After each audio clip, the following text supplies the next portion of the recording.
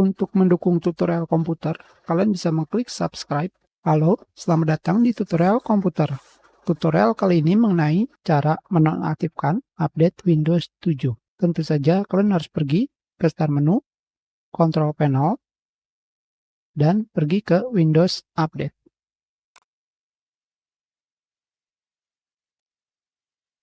Selanjutnya di sini kalian pergi ke Change Setting. Di sini pada bagian Important Update, kalian tinggal memilih dan akan ditampilkan 4 pilihan. Pilihan pertama adalah menginstal update secara otomatis, direkomendasikan.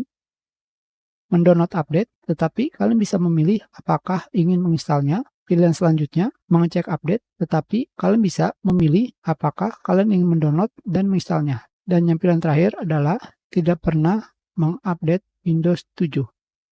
Dan tentunya tidak direkomendasikan, hanya seperti ini saja. Kalian pilih OK. Sudah selesai.